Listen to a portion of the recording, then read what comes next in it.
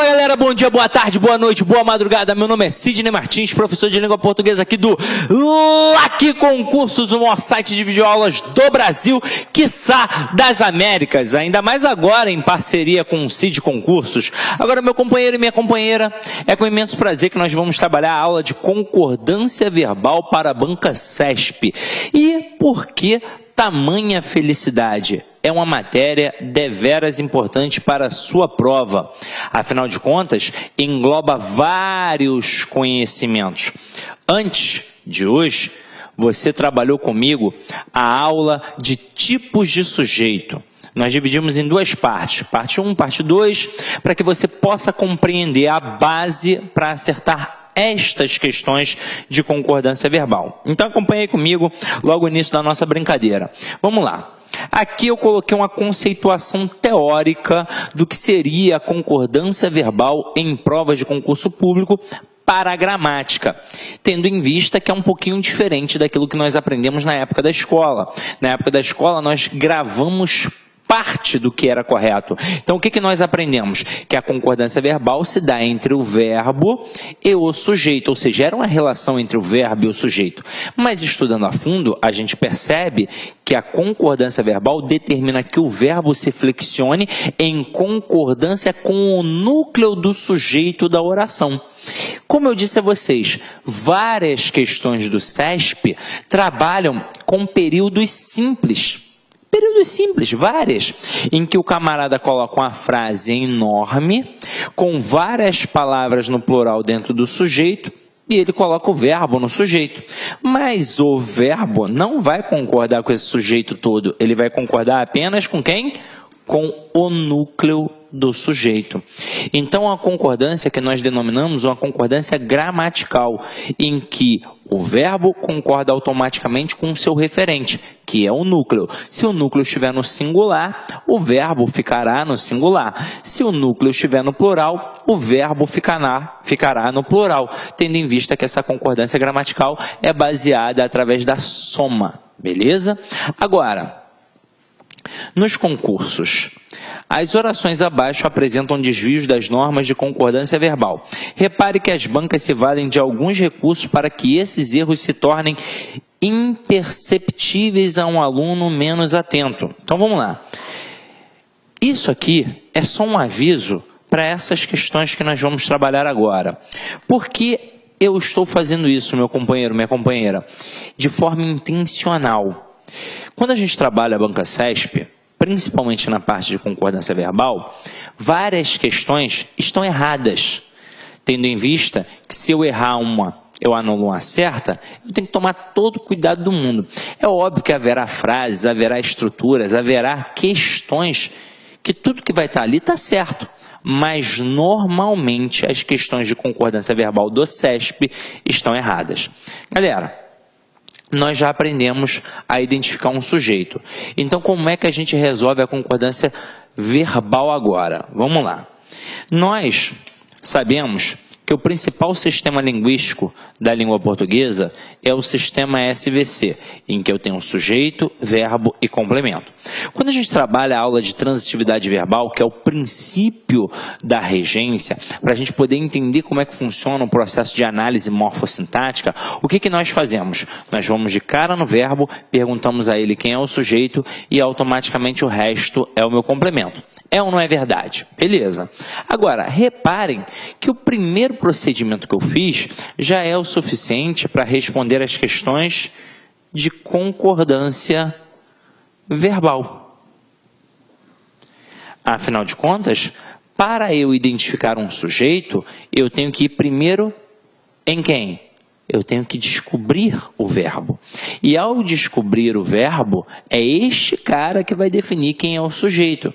Seja ele determinado, indeterminado ou até mesmo uma oração sem sujeito. Aí o que eu vou fazer? Aquelas famosas perguntinhas. Quem ou que?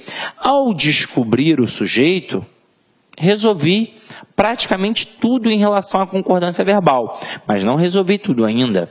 O que eu preciso fazer agora? Eu preciso identificar o núcleo deste sujeito, porque será realmente o núcleo que irá concordar com o verbo. E como é que eu vou descobrir o núcleo. Basta eu buscar o substantivo sem preposição.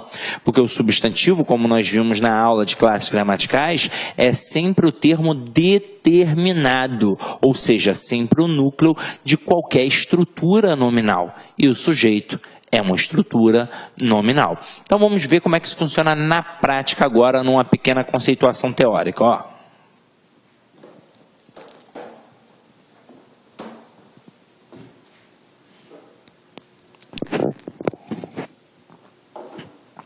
Olha essa primeira frase. O som agradável dos cantos dos pássaros acalmam nossas almas intranquilas. Repara que a frase é um pouquinho grande. E o aluno, ao ler a frase toda, ele não vai perceber nada. Então, prosodicamente, a frase é aceitável. O som agradável dos cantos dos pássaros acalma nossas almas intranquilas. E se o aluno for tentar buscar, de repente, um núcleo de sujeito, ele pode se equivocar. Então, acompanha aqui comigo. Para eu responder qualquer questão de concordância verbal, eu tenho que procurar quem? Eu tenho que procurar o verbo. Então está aqui, ó, acalmam. Então, Sidney, o verbo já está no plural. Significa que está certo. Eu vou perguntar quem ou que acalmam. É ou não é verdade? Não. A minha pergunta é sempre no singular. Afinal de contas, eu não sei ainda quem é o referente. Ah, Sidney, mas ali tem uma porrada de coisa. Eu já vi quem é o referente. Você ainda não viu. Você vai perguntar para aí sim descobrir. Então, vamos lá. Quem ou que acalma nossas almas intranquilas? Aí eu vou obter como resposta tudo isso daqui, ó. O som agradável dos cantos dos pássaros. Tudo isso é o meu sujeito. Agora, é essa estrutura toda que vai concordar com o verbo? Não, vai ser o núcleo do sujeito. Aí, às vezes, alguns alunos dão mole nessa parte, porque eles vão pensar na palavra semanticamente mais importante. Então, de repente, o camarada vem aqui em pássaros ou em cantos. Mas não é assim que a banda toca, porque tanto pássaros quanto cantos estão preposicionados. E eu não vou ter o núcleo do sujeito preposicionado. E a gente já sabe o porquê, é ou não é verdade? Agora, acompanha aqui comigo. Qual é o substantivo sem preposição? É a palavra som. Então, a palavra som é que funciona como núcleo do sujeito. E se aqui é o núcleo do sujeito, o verbo tem que concordar com este núcleo. Como o núcleo está no singular, o que vai acontecer obrigatoriamente com o verbo? Ele vai ficar no singular.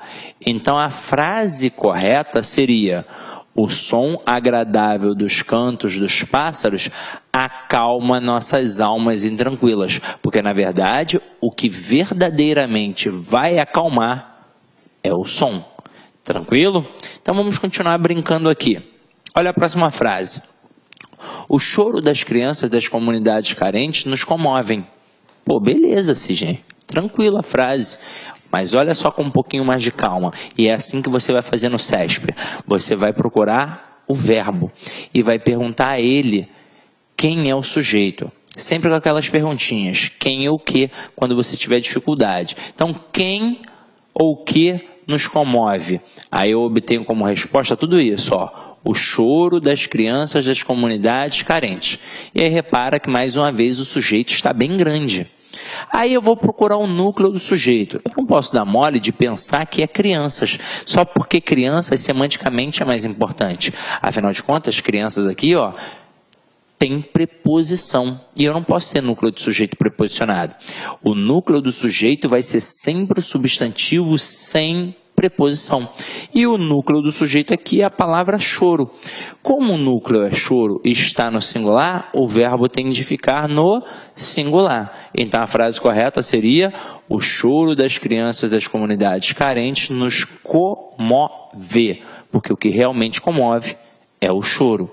Agora, às vezes alguns alunos me contestam e falam assim: Sidney, mas o sujeito não deveria ser apenas o choro das crianças?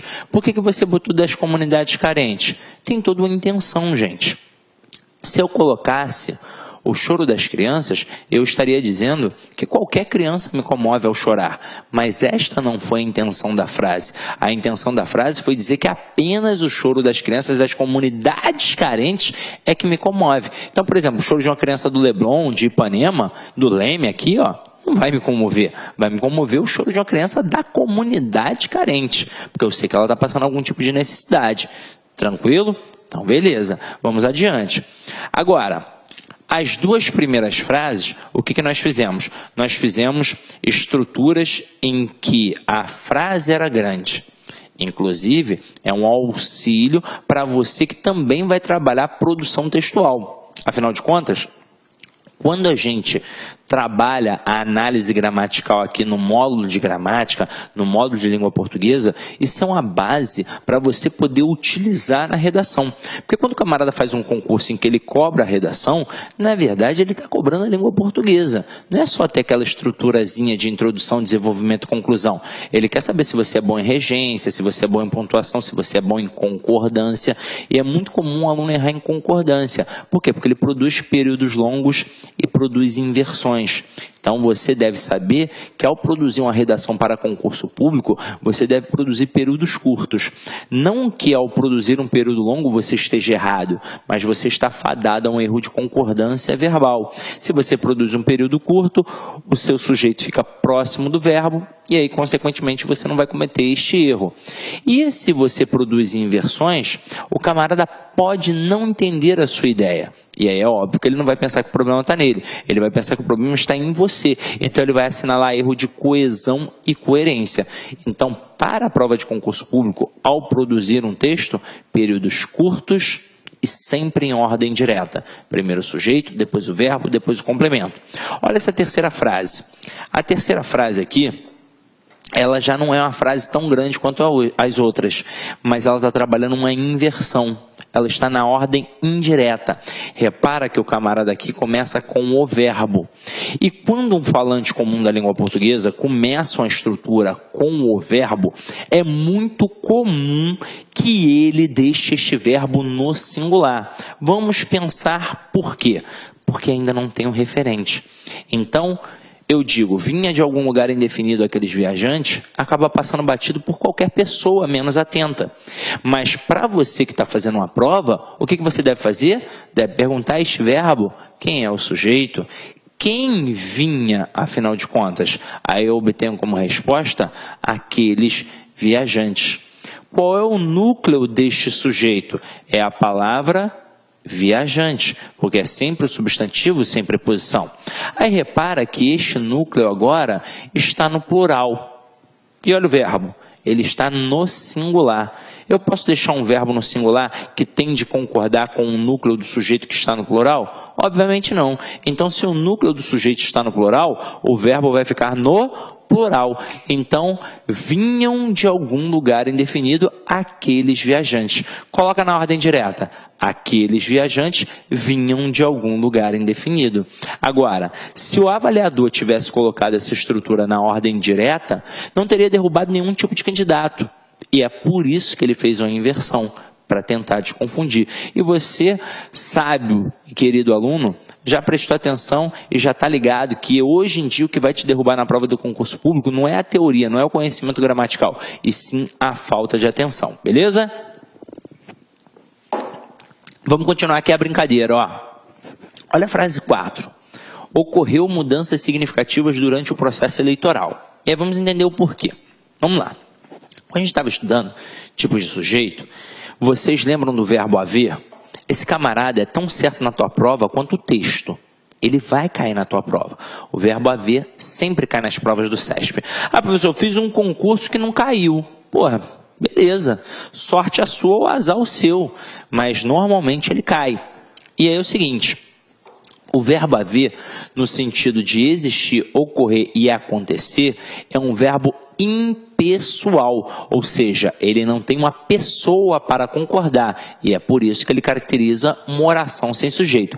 Se ele caracteriza uma oração sem sujeito, e ele não tem com quem concordar, obviamente ele vai ficar no singular. Então o verbo haver, quando caracteriza oração sem sujeito, deve, portanto, ficar no singular. Agora, quando eu penso nos verbos existir, ocorrer e acontecer, eles não são verbos impessoais, eles são verbos pessoais. Isso significa que os elementos aos quais eles fazem uma referência funcionam como sujeito. Então, eles vão concordar. Então, aqui, ó, o camarada colocou ocorreu no singular, porque muito aluno acha que o existir, o ocorrer e o acontecer devem acompanhar a mesma estrutura do verbo haver. Vão caracterizar a oração sem sujeito e vão ficar no singular. Mas não é assim que a banda toca, isso é uma convenção gramatical. Somente o verbo haver, no sentido de existir, ocorrer e acontecer, é verbo impessoal, caracteriza a oração sem sujeito, portanto fica no singular. Mas o existir, o ocorrer e o acontecer são verbos pessoais. Então eles vão ter sujeito e vão concordar com este sujeito. Se o sujeito estiver no singular, beleza, eles também vão ficar no singular. Mas se o sujeito estiver no plural, eles também vão ficar no plural. Então aqui, ó, o que ocorreu? Mudanças significativas. Meu companheiro, se o seu sujeito está no plural, o verbo não pode ficar no singular. Então, mudanças significativas ocorreram. Ocorreram mudanças significativas, porque o núcleo do nosso sujeito aqui é a palavra mudanças, que está no plural. Tranquilo? Então, ó, ocorreram mudanças significativas durante o processo eleitoral. Agora, vamos para uma próxima estrutura. O homem humilde tem certas necessidades que as pessoas abastadas não têm. Gente, banca CESP. Eu vou até, ó, vocês já fizeram as devidas anotações, vou até apagar aqui e jogar uma tela em branco. Quando você faz uma prova para o CESP, você tem que dominar o verbo haver para poder fazer questões de concordância verbal. Beleza. Mas você também... Olá, meus amigos, minhas amigas, sou o professor Luiz Antônio de Carvalho e estou aqui para fazer um convite muito especial para você que vai fazer o concurso do MPU 2018, edital publicado, edital na praça.